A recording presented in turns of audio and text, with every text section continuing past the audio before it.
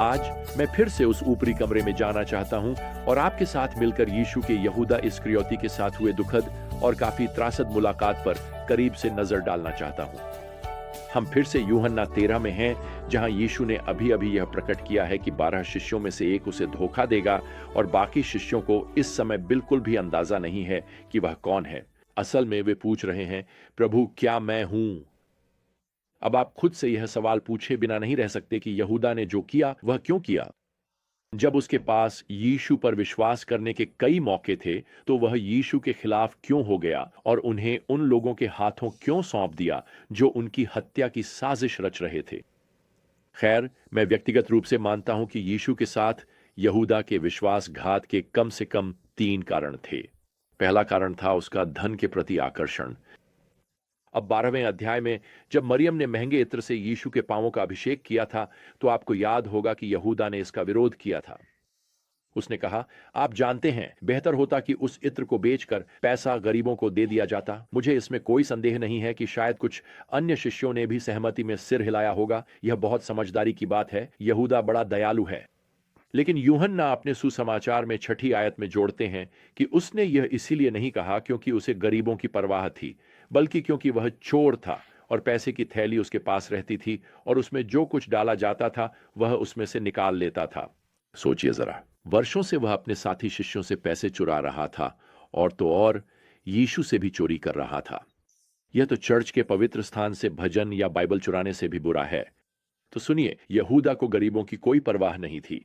वह यीशु का अनुसरण इसलिए कर रहा था क्योंकि यीशु उसके लिए रोजी रोटी का साधन बन गए थे। और प्रियजनों, आज भी बहुत से लोग यही काम यीशु के नाम पर या धर्म के नाम पर कर रहे हैं। वे अपनी धार्मिक गतिविधियों से पैसा कमा रहे हैं। खैर, यहूदा को सिर्फ पैसे से ही लगाव नहीं था, बल्कि उसे यरूशलेम से भी गहरा प्रेम था। दरअसल किसी भी यहूदी देशभक्त की तरह यहूदा भी वह चाहता था कि परमेश्वर का राज्य आए। यहां यीशु हैं जिनके पास दिव्य शक्ति है। वह स्वयं को देहधारी परमेश्वर होने का दावा कर रहे हैं और यहूदा सोच रहा है, यह तो कमाल है। मैं अपना भाग्य यीशु के साथ जोड़ूंगा और हम मिलकर राज्य स्थापित करेंगे। लेकिन जब यीशु की लोकप्रियता चरम पर थी, तभी उन्होंने मरने की बात करना शुरू कर दिया। मरना। तब और वहीं यहूदा को समझ आ गया कि यीशु वह मसीह नहीं है जिसका वह इंतजार कर रहा था। उसने तय किया कि अब उसे यरूशलेम के नेताओं के साथ अपने अच्छे संबंध फिर से स्थापित कर लेने चाहिए, बजाय इसके कि वह इस मूर्ख व्यक्ति, इन अन्य मूर्ख लोगों और इस असफल मसीह के साथ आगे बढ़े। मुझे लगता है कि यहूदा ने यीशु के साथ विश्वासघात करने का तीसरा कारण था उसकी रोम के प्रति गहरी घृणा, उसकी प्रबल नफरत। यहूदा के नाम के बारे में एक दिलचस्प बात है। उसे अक्सर यहूदा इस्करियोती कहा जाता है। इस्करियोती शब्द शायद इब्रानी शब्द इश्करियोत का यूनानी रूप है, जिसका अर्थ है केरियोत का आदमी, जो उसके गृहनगर को दर्शाता है। हालांकि इस्करियोती शब्द लैटिन शब्द सिकारियस से भी निकला हो सकता है, जो एक कट्टर उत्साही दल के सदस्य को दर्शाता है जो रोमन शासन का हिंसक विरोध करता था। उन्हें सिकारी या सिकारी कहा जाता था, सिका के नाम पर, जो एक प्रकार का खंजर था जिसे वे अपने वस्त्रों में छुपा कर रखते थे और हत्याएं करने के लिए इस्तेमाल करते थे। यह शब्द बहुवचन रूप में प्रेरितों के काम 21 में प्रयुक्त हुआ है, जहां इसका अनुवाद वास्तव में हत्यारे के रूप में किया गया है। तो यह बहुत संभव है कि यहूदा कभी सिकारी का सदस्य रहा हो, एक ऐसा हत्यारा जो रोम के साथ मिले किसी भी व्यक्ति का गला काटने के लिए पूरी तरह तैयार रहता। देखिए, वह पिलातुस और राजा हेरोदेस के पतन की प्रतीक्षा कर रहा है और उसे लगता है कि यीशु ही वह व्यक्ति हैं जो आखिरकार यह कर दिखाएंगे। लेकिन अब वह निराश है, गुस्से में है, हताश है। यीशु वह नहीं है जैसा उसने सोचा था। वह शासन नहीं करेंगे, वह कोई राजा नहीं है। वह तो मरने वाले हैं, और वह भी रोमियो की क्रूस पर। अब यहां यूहन्ना 13:23 में हमें बताया गया है कि जब यीशु ने खुलासा किया कि कमरे में कोई विश्वासघाती है, तो पतरस ने यूहन्ना, जो यीशु के पास टिका हुआ था, को इशारा किया कि वह प्रभु से पूछे कि वह विश्वासघाती कौन है। मुझे ऐसा लगता है कि अगर यीशु ने साफ साफ बता दिया होता कि वह यहूदा है, तो यहूदा उस कमरे से जिंदा बाहर नहीं निकलता। असल में हम आगे चलकर जानेंगे कि पतरस को वैसे भी तलवार चलाने की थोड़ी प्रैक्टिस चाहिए थी। लेकिन यहां पद 26 में यीशु यूहन्ना को थोड़े अस्पष्ट तरीके से जवाब देते हैं। वह है जिसे मैं यह रोटी का टुकड़ा दूंगा जब मैं इसे डुबो दूंगा। और फिर हमें बताया गया है कि जब उसने वह टुकड़ा डुबो दिया तो उसने वह यहूदा को दे दिया। अब संभवतः यीशु पास बैठे कई शिष्यों को रोटी दे रहे हैं, जैसा कि उन दिनों मेजबान किया करता था। लेकिन यहूदा जानता था कि प्रभु का क्या मतलब है, और मुझे विश्वास है कि यहूदा के लिए यह एक और निमंत्रण था कि वह पश्चाताप करे, अपने विश्वासघात की योजना को रोक दे और सच में मसीह का अनुसरण करे। इसके बजाय यहूदा रोटी का टुकड़ा लेता है और साथ ही प्रभु के प्रेमपूर्ण निमंत्रण के प्रति अपने दिल को कठोर कर लेता है। वास्तव में पद 27 कहता है कि जब उसने वह टुकड़ा ले लिया तो शैतान उसमें प्रवेश कर गया और यीशु ने उससे कहा, जो तू करने जा रहा है वह जल्दी कर। पद 30 कहता है, वह तुरंत बाहर चला गया और वह रात थी। तो प्रियजनों, मुझे आपको बताने दीजिए, यहूदा के लिए फिर कभी दिन का उजाला नहीं आया। आप जानते हैं, आज हर अविश्वासी के लिए यहां एक चेतावनी है। यह संभव है कि मसीह के साथ जुड़े रहें बिना मसीह को स्वीकार किए।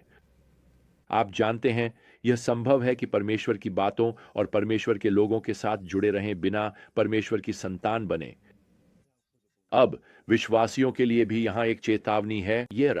यह संभव है कि जब परमेश्वर की योजनाएं हमारी योजनाओं से टकराती हैं तो हम उनका विरोध करें।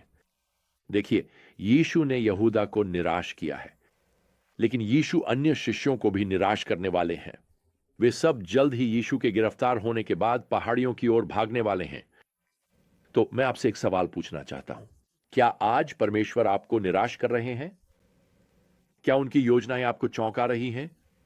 क्या वे आपको हताश कर रही हैं? क्या परमेश्वर वह बस आपके जीवन के साथ सहयोग नहीं कर रहे हैं? शायद कई वर्षों तक उनकी निष्ठा से सेवा करने के बाद भी आपको लग रहा है कि जीवन कभी आसान नहीं हुआ। यह केवल और कठिन होता गया और यह अनुचित लगता है।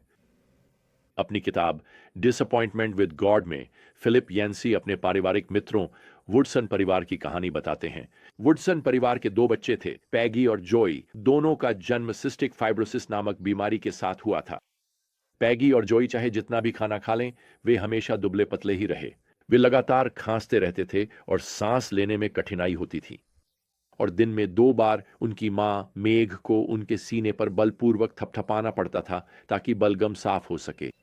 वे हर साल कई हफ्ते स्थानीय अस्पताल में बिताते थे। दोनों बड़े होते हुए ये जानते थे कि शायद वे वयस्कता तक जीवित नहीं रह पाएंगे। जोई एक होशियार, खुशमिजाज, पूरी तरह से अमेरिकी लड़का था और उसकी 12 साल की उम्र में मृत्यु हो गई। पैगी ने सभी उम्मीदों के विपरीत काफी लंबा जीवन जिया और फिलिप यांसी लिखते हैं, मैंने भी मेघ के साथ मिलकर पैगी के लिए बेतहाशा प्रार्थनाएं की। यॉरिशी समय वन पैगी ने हाई स्कूल में कई स्वास्थ्य संकटों का सामना किया और यहां तक कि कॉलेज भी चली गई। वह कमजोर होने के बजाय मजबूत होती हुई लग रही थी और यैंसी कहते हैं, हमारी उम्मीदें बढ़ गईं कि आखिरकार उसे चमत्कारी रूप से ठीक होने का मौका मिलेगा। लेकिन कोई चमत्कार नहीं हुआ। पैगी की 23 साल की उम्र में मृत्यु हो गई। निस्संदेह माता पिता ने भगवान की योजनाओं को लेकर निराशा और दुख से जूझा होगा, लेकिन अंततः उन्होंने उस पर भरोसा किया कि वह हमेशा सही ही करेगा। आप जानते हैं, विश्वासियों के रूप में कभी कभी यह जानना बहुत निराशाजनक हो सकता है कि भगवान के पास सारी शक्ति और समझ है। हम जानते हैं कि वह हमें बचा सकता है, हम जानते हैं कि वह हमें पुनर्स्थापित कर सकता है, हम जानते हैं कि वह हमें ठीक कर सकता है, वह गर्भ धारण करा सकता है, वह उस करियर के अवसर को खोल सकता है, वह अपने संप्रभु हाथ की एक छोटी सी हरकत से यह सब कर सकता है। और जब वह ऐसा नहीं करता तो हम सोचते हैं, क्या वह अपने दिव्य हाथों पर बैठा है? आप जानते हैं, जब आप उस स्थिति में होते हैं प्रियजनों, तो आपके पास 2 विकल्प होते हैं।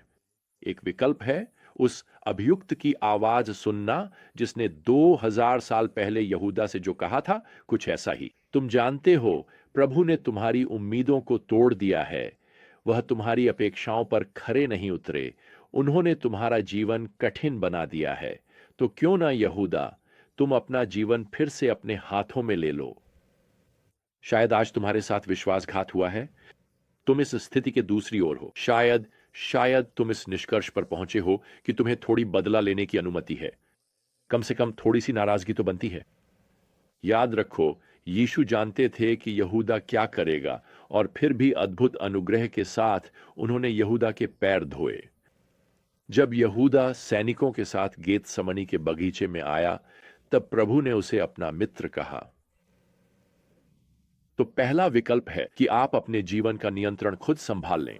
दूसरा विकल्प है यह कहना, प्रभु, मैं नहीं समझता कि आप मेरे जीवन में क्या कर रहे हैं, लेकिन मैं जो कुछ भी आप कर रहे हैं उसे स्वीकार करने के लिए तैयार हूं, भले ही आप कभी यह न बताएं कि क्यों। मैं आज भी आपका अनुसरण करूंगा।